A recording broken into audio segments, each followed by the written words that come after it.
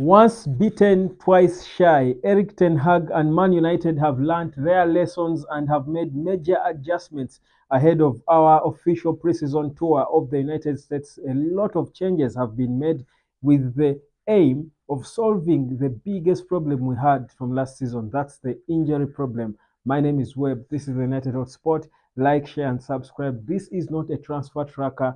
I'm not talking about transfers. I'm talking about the solution to what was the most deterrent problem that Man United had from the last season that almost got Erik ten Hag booted out of the club. Now, we know that in the last season, we played so many games and our players started the season clearly unfit.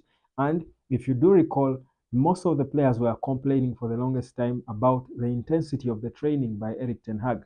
You remember, Christian Eriksen was the first to come out and complain and say, to be honest, especially during the preseason, they traveled a lot, they played a lot of games, and by the time they got into the season, they were a little fatigued, both physically and mentally. Now, Erik ten Hag recalls also the pain he suffered when he saw the mighty Kobe Mainoo get injured against Real Madrid inside just 5 minutes, gets injured, stretchered off, and it took us months to see him back and playing his first game for Man United.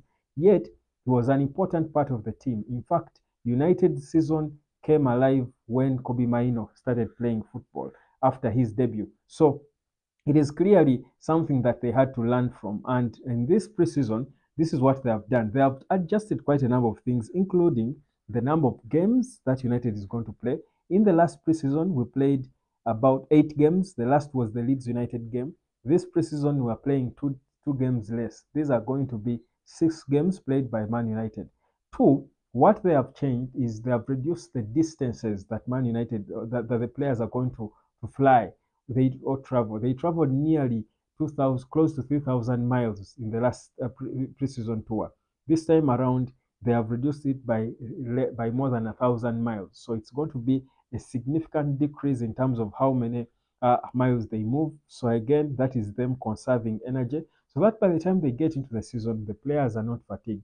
Even the Community Shield game against Man City on the 10th of August is going to be considered, of course, as a preseason game. So we are going to play 5. Of course, 2 have gone down. Then we have 3 more coming, as you see there in the fixture. So we played Rosenborg, the 1-0 loss we had in Norway. Then in Edinburgh against Rangers, the 2-0 victory.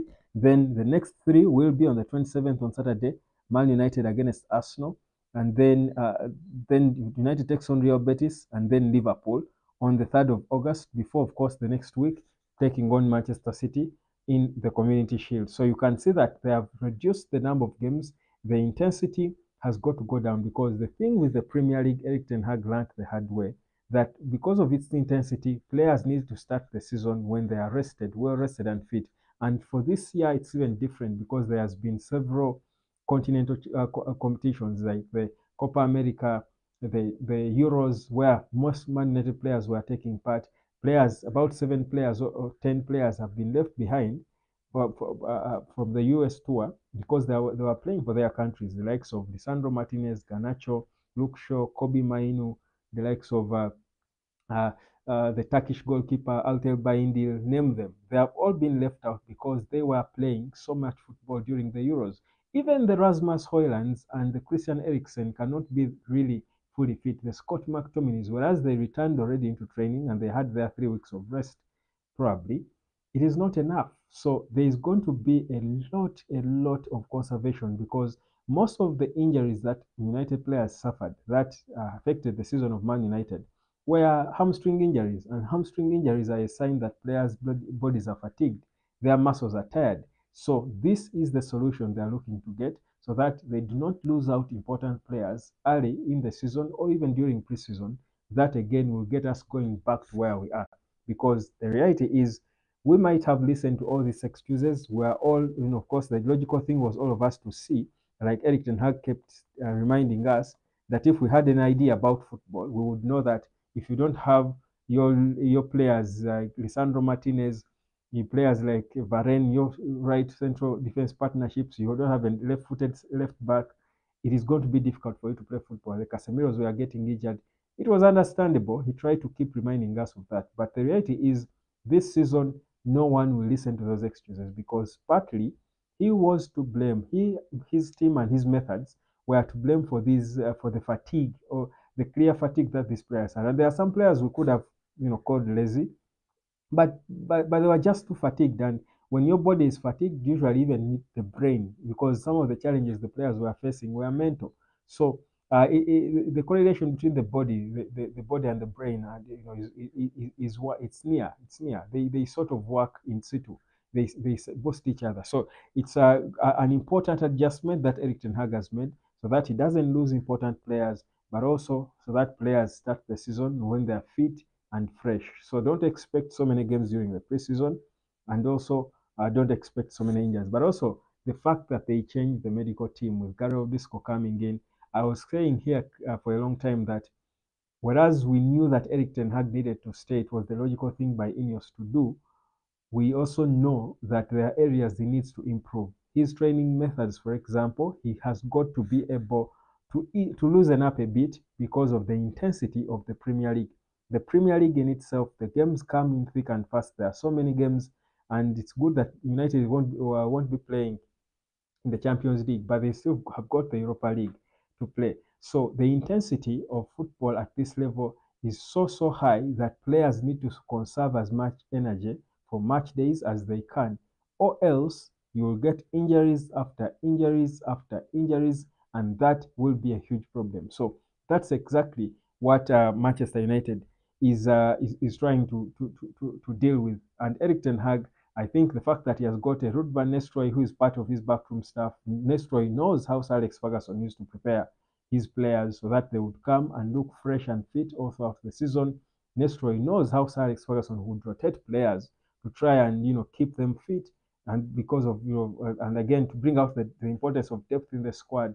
So there is a lot that has changed that you feel would give Erik Ten Hag good basis and ground for him to do things differently, hoping that the results will still be different as we do go on into the season.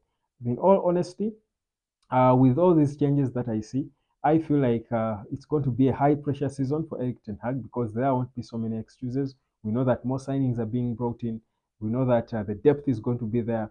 We know that there is a lot of change around the structure. His stress will be less. In his own admission, Dan Ashworth and Jason Wilcox, who traveled with him in the US, by the way, as part of the INEOS way of him and Omar Berada. The plan is to try and get them working together so that they see how they build a team and have a chemistry. So they need to be closer together. In fact, Dan Ashworth's office at Carrington is next to Erik Ten Hag's office. So all this will be seen when the results come on the pitch. So it's certainly going to be a no excuse season for Manchester United, and it is good that there are adjustments that they have made. One thing I always thought Erik Ten Hag had issues, had a problem, had to adjust about himself, was him being stuck to his guns and always, being so full of himself and over believing. It's a good thing to believe in yourself and what you do. It's a whole different thing and a problem if you over believe in what you do and you're not willing to adjust. Erik Ten Hag with INEOS now, with the support he's getting from INEOS, he will probably be forced into adjusting for the greater good of the club. This is what's happening at Manchester United. Beautiful stuff. But remember, these games happen, early in the morning. Games in the US are the most painful to watch. So you've got to sleep early if you're going to wake up late and be able to catch them.